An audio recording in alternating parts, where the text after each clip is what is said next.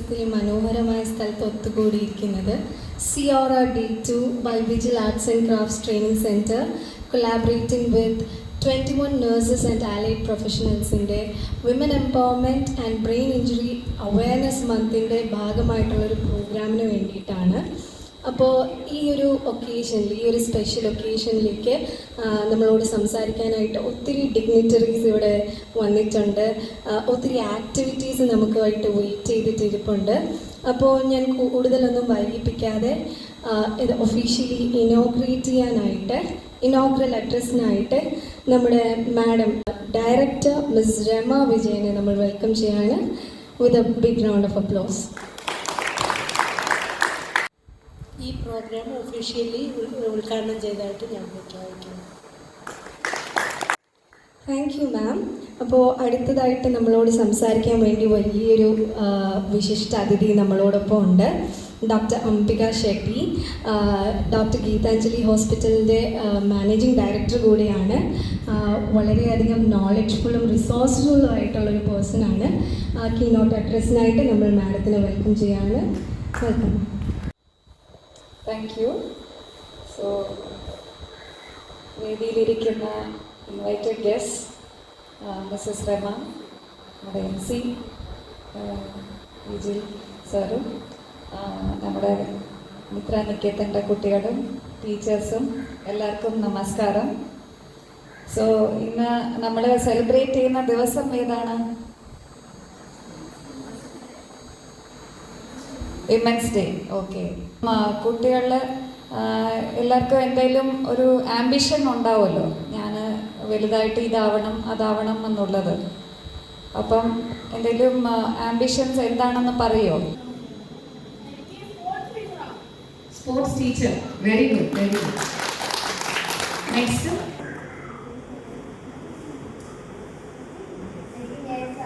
നഴ്സാണ്. Very good. അടുത്തത് ടീച്ചറാണ്. Okay. നഴ്സാണ്. Very good. IAS ആണ്.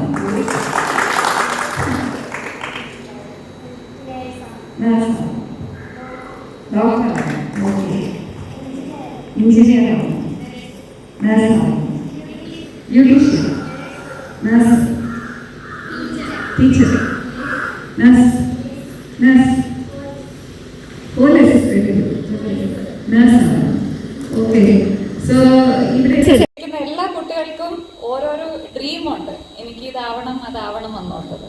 സോ അത് ഭയങ്കര നല്ല കാര്യമാണ്. സോ ഐ തിങ്ക് നിങ്ങളുടെ ടീച്ചേഴ്സും ഭയങ്കര ഇൻസ്പയറിംഗ് ആയിരിക്കും. അതുകൊണ്ടാണ് കുട്ടികളെല്ലാവരും ഇങ്ങനെ ഫോക്കസ്ഡ് ആയിട്ട് എന്തെങ്കിലും ഒരു പ്രൊഫഷൻ പറയുന്നുണ്ട്. സോ ആദ്യം നമ്മൾ ഒരു ഗോൾ വെക്കണം. അത് വെച്ചിട്ട് നമ്മൾ ഡെയിലി ചെറിയ സ്റ്റെപ്സ് എടുക്കണം. ആ ഗോല് നമ്മൾ എത്തിക്കാനായിട്ട് നമ്മൾ എങ്ങനെയാണ് മുന്നോട്ട് പോകുന്നതെന്ന് നമ്മൾ ഓരോരോ ഡെയിലി നമ്മൾ ആ ഗോല് മൈൻഡിൽ കുറച്ചുകൂടെ സ്ട്രോങ് ആക്കിക്കൊണ്ട് വരണം. നമ്മൾ കുട്ടികളായാലും അങ്ങനെയാണ്, അഡൾട്ട്സ് ആയാലും അങ്ങനെയാണ്. അഡൾട്ട്സിനും ഗോൾസ് വെക്കുന്നതാണ് ബെറ്റർ. അപ്പം നമുക്ക് ലൈഫിലൊരു ഡയറക്ഷൻ കാണും. നമ്മളൊരു സ്റ്റേജിൽ എത്തി കഴിഞ്ഞിട്ട് പിന്നെ നമ്മൾ നെക്സ്റ്റ് എന്താണ് ചെയ്യാനുള്ളതെന്ന് നമ്മൾ മുന്നോട്ട് പോയിക്കൊണ്ടിരിക്കണം. അതാണ് നമ്മൾ കുറച്ചുകൂടെ ഡയറക്ഷനും മോട്ടിവേഷൻ നമുക്ക് കിട്ടുന്നത്. സോ നമുക്ക് മുന്നോട്ട് പോകാനായിട്ട് ചിലപ്പോൾ ഫെയിലിയർ കിട്ടുമോ, നമുക്ക് എന്തെങ്കിലും ആവശ്യമുണ്ടായിരുന്നോ ബട്ട് അത് നമുക്ക് കിട്ടിയില്ല. അപ്പം നമ്മൾ എന്താ ചെയ്യും? ഒരു എക്സാമിൽ മാർക്ക് കുറഞ്ഞു, ഞാൻ വിചാരിച്ച പോലെ ആയില്ല. അപ്പം വീണ്ടും ശ്രമിക്കണം. സോ അതാണ് പെർസിസ്റ്റൻസ്. ഫസ്റ്റ് നമ്മൾ ഒരു ഗോൾ വെക്കണം. സെക്കൻഡ്, നമ്മൾ ആ ഗോൾ വെച്ചു, കുറച്ച് സ്റ്റെപ്സ് മുന്നോട്ടെടുത്തു, ബട്ട് അത് സക്സസ് ആയില്ല. അപ്പോൾ ആ ടൈമിൽ നമ്മൾ ആ ഫെയിലിയർ കണ്ടിട്ട് ബാക്കിലോട്ട് പോകരുത്. നമുക്ക് ഡെഫിനറ്റ്ലി കുറച്ച് വിഷമം കാണും, നമുക്കത് ചെയ്യാൻ പറ്റിയില്ല. ബട്ട് സ്റ്റിൽ നമ്മൾ ആ സ്റ്റേജിൽ നിന്നും നമ്മൾ കുറച്ച് സ്ട്രോങ് ആയിട്ട് മുന്നോട്ട് പോകണം.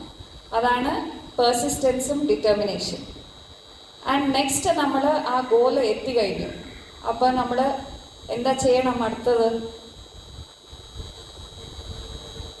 അടുത്ത ഗോൾ സെറ്റ് ചെയ്യണം. പിന്നെ നമ്മുടെ ഫ്രണ്ട്സിനും ഹെൽപ്പ് ചെയ്യണം. ഓക്കെ, സോ അപ്പം നമുക്ക് കുറച്ചുകൂടെ സന്തോഷമായിരിക്കും. നമ്മുടെ ഫ്രണ്ട്സിനും ഹെൽപ്പ് ചെയ്തിട്ട് ആ ഗോൾ എത്തുമ്പോൾ നമുക്ക് കുറച്ചുകൂടെ സന്തോഷമാണ്. സോ ബേസിക്കലി നിങ്ങൾക്ക് എക്സാം ടൈമിൽ കുറച്ച് ടെൻഷനൊക്കെ വരാറുണ്ടോ? ഉണ്ട്. ഓക്കെ, സോ മേ ബി ഞാൻ ടീച്ചേഴ്സ് അടുത്ത് പറയാം. ആ ടെൻഷൻ കുറയ്ക്കാനായിട്ട് നമുക്കൊരു ചെറിയ ബ്രീത്തിങ് പ്രാക്ടീസസ് ഒക്കെ ചെയ്യുകയാണെങ്കിൽ കുറച്ചുകൂടെ നമുക്ക് റിലാക്സ് ആവാൻ പറ്റും. ബേസിക്കലി ഞാൻ പറഞ്ഞല്ലോ, ഒരു ഗോൾ സെറ്റ് ചെയ്യണം. അതിലോട്ട് നമ്മൾ കുറച്ച് ചെറിയ ചെറിയ സ്റ്റെപ്സ് എടുക്കണം. എന്നിട്ട് കുറച്ച് ഫെയിലിയർ വന്നാലും നമ്മൾ കൂടുതൽ വിഷമിക്കാതെ ഇനി മുന്നോട്ട് പോകണം. സോ എൻ്റെ ജേർണി പറയുകയാണെങ്കിൽ, ആക്ച്വലി ഞാൻ പഠിച്ചത് കർണാടകയിലാണ്. സോ ഇവിടെ വന്നിട്ട് ഓൾമോസ്റ്റ് ഇപ്പം 13 വർഷമായിട്ടുണ്ട്. ആദ്യം എനിക്ക് ലാംഗ്വേജ് പഠിക്കാൻ കുറച്ച് ഡിഫിക്കൽട്ടി ആയിരുന്നു. ഓക്കെ, ഇവിടെ എങ്ങനെ അഡ്ജസ്റ്റ് ആവും, എങ്ങനെ ഞാൻ മാനേജ് ചെയ്യുമോ ഒരു പ്രോബ്ലംസ് ഒക്കെ ഉണ്ടായിരുന്നു. ബട്ട് ലക്കിലി നല്ല ഫാമിലി സപ്പോർട്ടായിരുന്നു. അതുകൊണ്ട് എനിക്ക് ഓണായിട്ട് എൻ്റെ മെഡിക്കൽ പ്രാക്ടീസ് തുടങ്ങാൻ പറ്റി.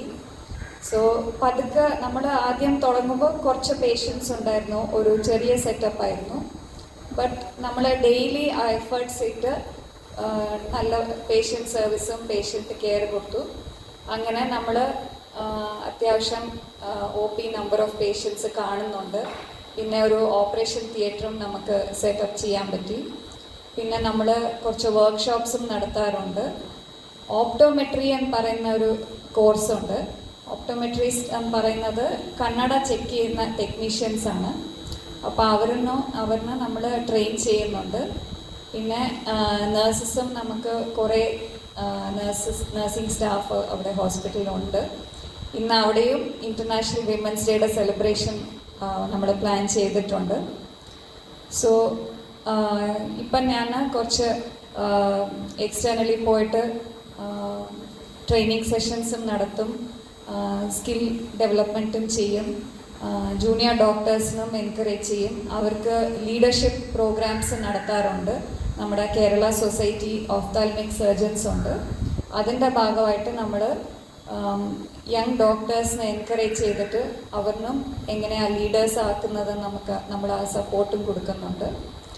സോ ബേസിക്കലി ഞാൻ ആ ചെറിയ ചെറിയ സ്റ്റെപ്സ് എടുത്തിട്ട് luckily by God's grace and കുറച്ച് ഫാമിലി സപ്പോർട്ട് ഉള്ളതുകൊണ്ട് എനിക്ക് ഇവിടെ ഈ പർട്ടിക്കുലർ സ്റ്റേജിൽ എത്താൻ പറ്റിയിട്ടുണ്ട്. So before I wind up ഇനി ഒരു പോയിന്റ് പറയാനുണ്ടായിരുന്നു. സോ നമുക്കെല്ലാവർക്കും ഈ ഗോൾസ് ഉണ്ട്. ഇപ്പം അത്യാവശ്യം ടീച്ചേഴ്സ് സപ്പോർട്ടുണ്ട്. ബട്ട് ചിലപ്പോൾ നമ്മൾ കോളേജിൽ പോകുമ്പോൾ, ഇനി വർക്ക്സ് പ്ലേസിൽ പോകുമ്പോൾ ചിലപ്പോൾ നമുക്ക് ആ സപ്പോർട്ട് കുറച്ച് കുറയാൻ ചാൻസ് ഉണ്ട്. അപ്പം നമ്മൾ എങ്ങനെയാണെങ്കിലും കുറച്ച് റോൾ മോഡൽസ്, മെൻറ്റേഴ്സ് ആയിട്ട് കണ്ടുപിടിച്ചിട്ട് നമ്മുടെക്കാളിലും ഒരു 5-6 ഇയേഴ്സ് ഓൾഡ്, കുറച്ചുകൂടെ ഏജ് ആയിട്ടുള്ള സീനിയേഴ്സിനെ കണ്ടിട്ട് ഒരു റോൾ മോഡലായിട്ട് എടുത്തിട്ട് നമ്മൾ അവരുടെ സപ്പോർട്ട് എടുക്കണം. അപ്പം നമുക്ക് കുറച്ചുകൂടെ ഗൈഡൻസ് കിട്ടും ഏത് ലെവലാണെങ്കിലും. Okay, thank you ma'am. എല്ലാവർക്കും മാമിൻ്റെ സ്പീച്ച് ഇഷ്ടപ്പെട്ടെന്ന് വിചാരിക്കുന്നു. ഒത്തിരി ഇൻസൈറ്റ്ഫുള്ളും പ്രാക്ടിക്കലുമായിട്ടുള്ള പോയിൻറ്റ്സ് പറഞ്ഞു തന്നു. നമ്മുടെ ഫ്യൂച്ചർ എങ്ങനെ നമ്മൾ കൊണ്ടുപോകണം, ഗോൾസൊക്കെ എങ്ങനെ കാറ്റഗറൈസ് ചെയ്യണം എന്നതിനെക്കുറിച്ചൊക്കെ സംസാരിച്ചു. അടുത്ത് നമ്മളോട് സംസാരിക്കാനുള്ളത് ഡോക്ടർ ഷീമ SH. ഡോക്ടർ മാറിവാനിയസിലെ ഒരു HOD ആയിരുന്നു. 11ഓളം ജേർണൽസ് പബ്ലിഷ് ചെയ്തു. നല്ലൊരു പേഴ്സണാലിറ്റിക്ക് ഉടമയാണ്. ഡോക്ടറിനെ നമുക്ക് വെൽക്കം ചെയ്യാം. Good morning everybody. വേദിയിലിരിക്കുന്ന ഏറ്റവും ബഹുമാനപ്പെട്ട ഡോക്ടർ അംബിക ഷെട്ടി, നമ്മുടെ ഗീതാഞ്ജലി ഹോസ്പിറ്റലിൻ്റെ MD, അതുപോലെ തന്നെ doctor Raman Nair sir, professor, government കോളേജിലെ പ്രൊഫസർ, പിന്നെ നമ്മുടെ വിജിൽ അസോസിയേറ്റിൻ്റെ ഡയറക്ടറായ മിസസ് രമ മേഡം, പിന്നെ ബാക്കിലെ സെക്ഷനിലിരിക്കുന്ന മുതിർന്ന വ്യക്തികളെ, എൻ്റെ സ്നേഹിതരെ, എനിക്ക് ഏറ്റവും പ്രിയപ്പെട്ട, ഏറ്റവും ഇഷ്ടമുള്ള എൻ്റെ കുഞ്ഞു മക്കളെ. എൻ്റെ പേര് ഡോക്ടർ ഷീമയാണ്. ഞാൻ Marian college of arts and സയൻസിൽ സുവോളജി പഠിപ്പിക്കുന്ന അധ്യാപികയാണ്. ഇന്ന് എനിക്ക് തന്നിരിക്കുന്ന ഒരു ടോപ്പിക് എന്ന് പറയുന്നത് ബ്രെയിൻ ഇഞ്ചുറിയെ കുറിച്ച് ചെറുതായിട്ട് ഒന്ന് അവയർനെസ് കൊടുക്കാനാണ് പറഞ്ഞിരിക്കുന്നത്. എന്നാലും അതിനെക്കുറിച്ച് കുറച്ച് കാര്യങ്ങൾ ഞാനൊന്ന് പറഞ്ഞു കൊള്ളട്ടെ. നിങ്ങളെല്ലാവർക്കും സുഖമാണോ? എല്ലാവർക്കും സുഖമാണോ? ആണോ? എല്ലാവരും ഹാപ്പിയാണോ? ഹാപ്പി ആയിട്ടുള്ളവരൊന്ന് കഴിഞ്ഞ് വയ്ക്കുകയെ. നല്ല ഹാപ്പിയും സാറ്റിസ്ഫാക്ഷനും, അതായത് വളരെ സാറ്റിസ്ഫൈഡും ആയിട്ടുള്ള വ്യക്തികളൊന്ന് കൈവയ്ക്കുകയെ. സിൻസിയറായിട്ട് നല്ല ഹാപ്പിയാണ്, നല്ല സന്തോഷവാനാണ്, അല്ലെങ്കിൽ സന്തോഷവതിയാണ് എന്നുള്ളവരൊന്ന് കൈവയ്ക്കുകയെ. അപ്പം ഏകദേശം എല്ലാവരും ഹാപ്പിയാണ് അല്ലേ? ഹാപ്പി ആവാനുള്ള കാരണം എന്താണ്? നമ്മുടെ ഹാപ്പി ആവാനുള്ള കാരണം എന്താണ്? എന്താണ് മോളെ ഹാപ്പി ആവാനുള്ള കാരണം എന്താണ്? നമ്മുടെ മനസ്സിൽ സന്തോഷവും സമാധാനവും ഉള്ളതുകൊണ്ടാണ് അല്ലേ? അപ്പം നമ്മുടെ മനസ്സ് എവിടെയാണ് ഇരിക്കുന്നത്? നമ്മൾ മനസ്സ് എവിടെയാണ് ഇരിക്കുന്നത്? മോള് പറഞ്ഞാൽ നമ്മുടെ മനസ്സ് എവിടെയാണ് ഇരിക്കുന്നത്? ആ മോളെ തന്നെ തിരിഞ്ഞു നോക്കണ്ട. ആ എവിടെയായിരിക്കും? ഇവിടെയാണോ? നമ്മുടെ മനസ്സ് ഹൃദയത്തിലാണോ ഇരിക്കുന്നത്? ആണോ? ആണോ മോളെ? ആണോ? നമ്മുടെ മനസ്സ് എവിടെയായിരിക്കുന്നത്? വെറുതെ പറഞ്ഞാൽ മതി കേട്ടോ. എവിടെയായിരിക്കുന്നത്? നമ്മുടെ മനസ്സ് എവിടെയായിരിക്കുന്നത്? പറയൂ. നമ്മുടെ മനസ്സ് എവിടെയായിരിക്കുന്നത്? ഹൃദയത്തിലാണോ? നീ എൻ്റെ മനസ്സിലുണ്ട്, നിന്നെ ഞാൻ സ്നേഹിക്കുന്നു എന്നൊക്കെ പറയുമ്പോൾ നമ്മൾ മനസ്സ് എവിടെയാണ് കാണിക്കുന്നത്? എവിടെയാണ് കാണിക്കുന്നത്? ആ ഇവിടെയാണ് കാണിക്കുന്നത്. പക്ഷെ ആക്ച്വലി നമ്മുടെ മനസ്സിരിക്കുന്നത് ഒരു സെൻറ്റർ എന്ന് പറയുന്നത് ബ്രെയിനാണ്, തലച്ചോറിനാണ്. അതായത് കാരണം എന്താണ് അങ്ങനെ പറയുന്നത്? കാരണം എന്താണ് പറയുന്നത്? നമ്മുടെ ശരീരത്തിലെ എല്ലാ പ്രവർത്തനങ്ങളെയും നിയന്ത്രിക്കുന്ന ഒരു സെൻറ്ററാണ് എവിടെ? നമ്മുടെ ബ്രെയിൻ. അപ്പം ബ്രെയിനിന് ഭയങ്കര ഇമ്പോർട്ടൻസ് ഉണ്ട് അല്ലേ? ഉണ്ടോ ഇല്ലയോ? ഉണ്ട്. അപ്പം നമ്മളിങ്ങനെ വീട്ടിലൊന്ന് രാവിലെ ഇങ്ങോട്ട് പുറപ്പെടുമ്പോൾ നമ്മൾ എന്തൊക്കെ കാഴ്ചകളാണ് കാണുന്നത്? എന്തൊക്കെ കാഴ്ചകളാണ് കാണുന്നത്? ആരും ഒന്നും കാണുന്നില്ലേ? എന്തൊക്കെയാ കാണുന്നത്? കൂളായിട്ട് പറ. ആ മരങ്ങൾ കാണും, പിന്നെ ചെടികൾ കാണും, പിന്നെ എന്താ വാഹനങ്ങൾ കാണും, പിന്നെ എന്താ കാണും? ബാക്കിലാരൊന്നും മിണ്ടുന്നില്ല. എന്തൊക്കെയാ കാണുന്നേ? പറ. എന്തൊക്കെയാ കാണുന്നേ? പട്ടിയെ കാണും, പൂച്ചയെ കാണും, പക്ഷികളെ കാണും അല്ലേ? ഇൻസെക്റ്റിനെ കാണും അല്ലേ? അല്ലേ? കാണത്തില്ലേ? കാണും. അപ്പൊ അവയ്ക്കൊക്കെ ജീവനുണ്ടോ? ഉണ്ടോ? കാരണം എന്താ ജീവനുണ്ടെന്ന് പറയുന്നേ?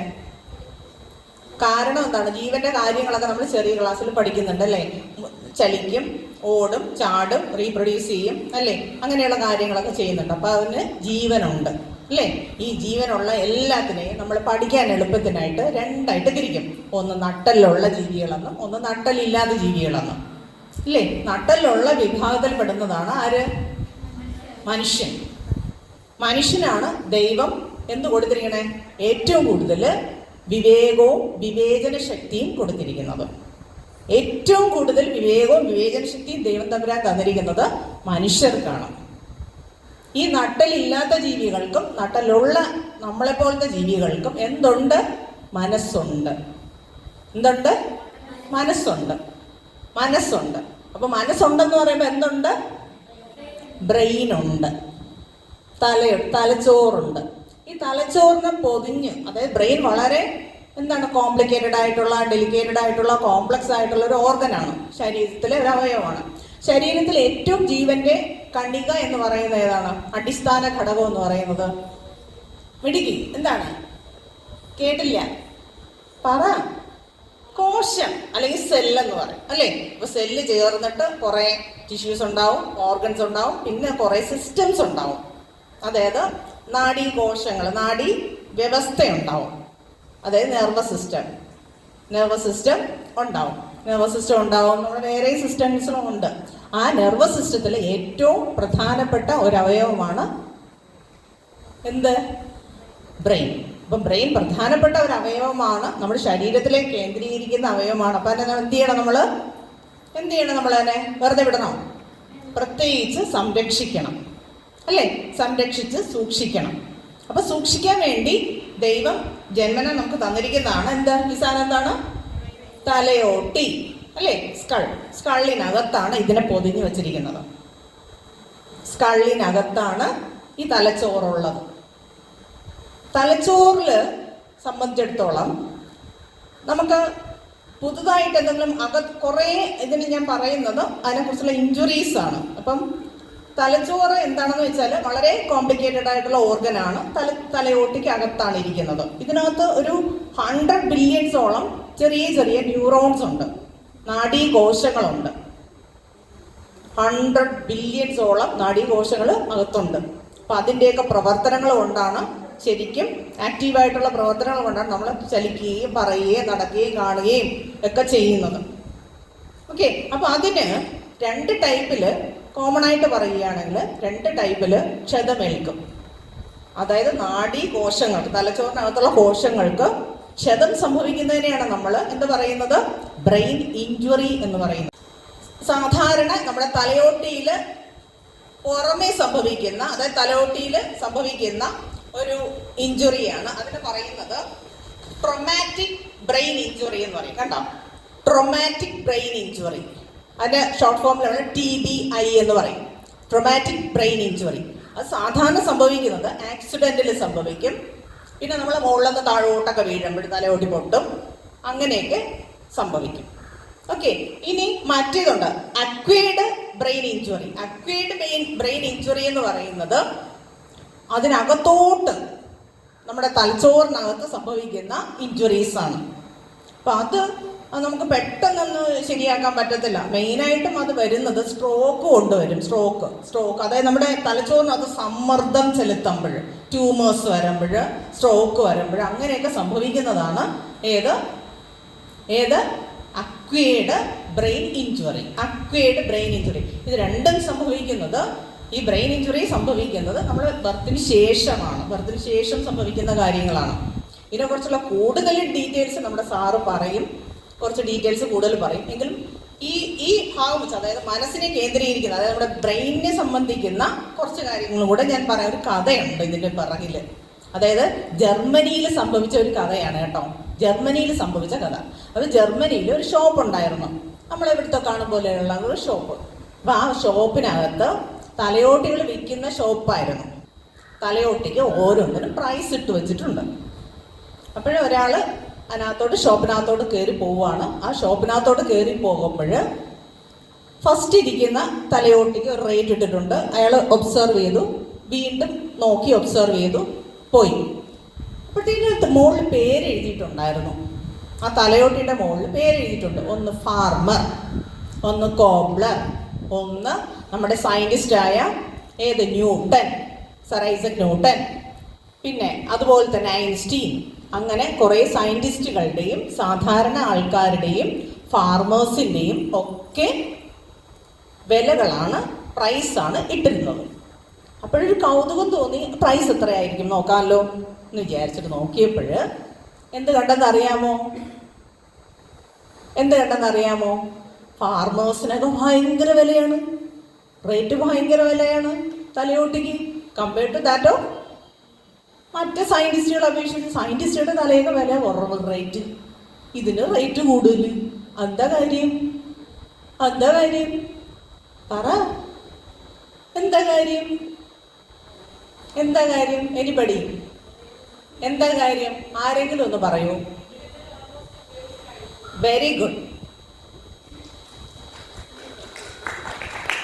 അതായത് ബ്രെയിൻ ഓൾമോസ്റ്റ് ഉപയോഗിച്ച് കഴിഞ്ഞു, മറ്റേത് കഴിഞ്ഞിട്ടില്ല, കുറച്ചൊക്കെ ഉപയോഗിച്ചിട്ടുള്ളൂ. അപ്പോൾ അതിനുള്ള റേറ്റ് ഇനി നമുക്ക് അത് ഉപയോഗിക്കാം. മനസ്സിലായോ? സാങ്കല്പികമായിട്ടുള്ള കഥയാണെങ്കിലും നമ്മൾ ചിന്തിക്കേണ്ട ഒരു വിഷയമാണത്. നമ്മുടെ ബ്രെയിൻ കറക്റ്റായിട്ട് നമ്മൾ യൂട്ടിലൈസ് ചെയ്യണം, വിനിയോഗിക്കണം. ഓരോരുത്തർക്കും ഓരോ ഐക്യൊക്കെയാണ്, എങ്കിലും നമ്മുടെ പൊട്ടൻഷ്യൽ അനുസരിച്ച്, നമ്മുടെ കഴിവനുസരിച്ച് നമ്മുടെ കുഞ്ഞുമക്കൾ, വലിയ ആൾക്കാരായാലും കുഞ്ഞുമക്കളായാലും ബ്രെയിൻ നന്നായിട്ട് യൂട്ടിലൈസ് ചെയ്യണം. ബ്രെയിൻ മാത്രമല്ല, ബ്രെയിൻ വളരെ ഡെലിക്കേറ്റ് ആയിട്ടുള്ള ഓർഗനാണ്, വളരെ കോംപ്ലക്സ് ആയിട്ടുള്ള ഓർഗനാണ്, നമ്മുടെ സെൻറ്ററാണ്. അപ്പോൾ നമ്മൾ നന്നായിട്ട് യൂസ് ചെയ്യണം. അപ്പോൾ നമ്മൾ യൂസ് ചെയ്യുന്നതിന് നമ്മൾ എന്തൊക്കെ പറയും? നമ്മൾ ഡോക്ടർ പറഞ്ഞതുപോലെ 1-2 പോയിന്റ് ഡോക്ടർ പറഞ്ഞായിരുന്നു. അതിൽ 3 കാര്യങ്ങൾ നിങ്ങൾ പ്രത്യേകിച്ച് ശ്രദ്ധിക്കണം. പ്രത്യേകിച്ച് എൻ്റെ കുഞ്ഞുമക്കള് എന്താണെന്ന് വെച്ചാൽ, ഒന്ന് ഡെഡിക്കേഷൻ, ഒന്ന് ഡിറ്റർമിനേഷൻ, പിന്നെ വേറൊരു പോയിന്റ് ഉണ്ട്, വളരെ പ്രധാനപ്പെട്ട ഒരു പോയിന്റാണത്. ഏതാണ്? ഒന്ന് ഹാർഡ് വർക്കിംഗ്. ഈ 3 ഉണ്ടെങ്കിൽ നമ്മുടെ ജീവിതത്തിൽ വിജയം തീർച്ചയായിട്ടും കിട്ടും. ഡെഡിക്കേഷനും ഡിറ്റർമിനേഷനും അതുപോലെ തന്നെ ഹാർഡ് വർക്കിങ്ങും. പിന്നെ അതുപോലെ തന്നെ നിങ്ങൾക്ക് ഓരോന്നും ഓരോ സമയമുണ്ട്. ഏറ്റവും കൂടുതൽ ലോകത്തിൽ ഏറ്റവും വിറ്റഴിയപ്പെടുന്ന പുസ്തകം ഏതാണ്? ഏറ്റവും കൂടുതൽ വിറ്റഴിയപ്പെടുന്ന പുസ്തകം? ഏറ്റവും കൂടുതൽ വിറ്റഴിയപ്പെടുന്ന പുസ്തകം ഏതാണ്? എനിബഡി പറയൂ. എൻ്റെ മക്കൾ പറയൂ. എന്താണ് ഏറ്റവും കൂടുതൽ വിറ്റഴിയപ്പെടുന്ന പുസ്തകം? ബൈബിളാണ് ലോകത്തിലെ ഏറ്റവും കൂടുതൽ വിറ്റഴിയപ്പെടുന്ന പുസ്തകം, അല്ലേ? ബൈബിളിൽ കുറേ ഭാഗങ്ങൾ പറയുന്നുണ്ട്. അതിൽ ഒരു ഭാഗം ഞാൻ പറയാം. ഓരോന്നിനും അതിൻ്റേതായിട്ടുള്ള സമയം ഉണ്ട്. ജീവിതത്തിൽ ഓരോന്നിനും അതിൻ്റേതായ സമയം. കറ്റ പെറുക്കാൻ ഒരു കാലം, കള പെറുക്കാൻ ഒരു കാലം, കൊയ്തെടുക്കാൻ ഒരു കാലം. നിങ്ങളുടെ ഈ സമയമെന്ന് പറയുന്നത് പഠിക്കാനുള്ള സമയമാണ്, പഠിക്കാനുള്ള കാലഘട്ടമാണ്, കൂടുതൽ ഇൻഫർമേഷൻസ് ബ്രെയിനിലോട്ട് കയറ്റാനുള്ള സമയമാണ്. അത് നന്നായിട്ട് വിനിയോഗിക്കണം. ഒരു കാര്യം. ഇനി വേറൊരു കാര്യം, നമ്മുടെ മനസ്സെന്ന് പറയുന്ന ഒരു സെൻറ്ററാണെന്ന് പറഞ്ഞു. നമ്മൾ ഒരു കാര്യം ഞാൻ പറയട്ടെ. ഞാനിപ്പം ഒരു ഫ്രണ്ടുമായിട്ട് നിൽക്കുവാണ്, ഏതെങ്കിലും ഒരു ഫ്രണ്ടുമായിട്ട്, ബോയ് ഓർ ഗേൾ ഫ്രണ്ടുമായിട്ട് നിൽക്കുകയാണ്. അപ്പം ഞാൻ പറയുവാണ്, ഞാൻ ഗേളിനോട് പറയാറുണ്ട്, ഐ ലവ് യു മോളെ, ഐ ലവ് യു മമ്മ, ഞാൻ അമ്മയെ സ്നേഹിക്കുന്നു എന്നൊക്കെ പറയാറില്ലേ? നിങ്ങളും പറയാറില്ലേ? ആർക്കെങ്കിലും പറഞ്ഞിട്ടുണ്ട്. ഐ ലവ് യു എന്ന് പറയാറുണ്ട്. പക്ഷേ ഐ അണ്ടർസ്റ്റാൻഡ് യു എന്ന് ആരെങ്കിലും പറയാറുണ്ട്? അങ്ങനെ അത് പറയുന്നത് ഒരുപക്ഷെ പറയുന്നത് സർഫസിൽ കൂടെ ആയിരിക്കും പറയുന്നത്. എന്തായാലും നമുക്ക് നമ്മുടെ ജീവിതത്തിൽ, നമ്മുടെ ബോഡിയിൽ ഒരു സെൻറ്റർ ബ്രെയിൻ എന്ന് പറയുന്നത് പോലെ നമ്മുടെ ജീവിതത്തിൽ ഒരു സെൻറ്റർ ഉണ്ട്, ഒരു പോയിന്റ് ഉണ്ട്. ആ പോയിന്റിൽ പിടിച്ചു വേണം നമ്മൾ മുന്നേറാൻ.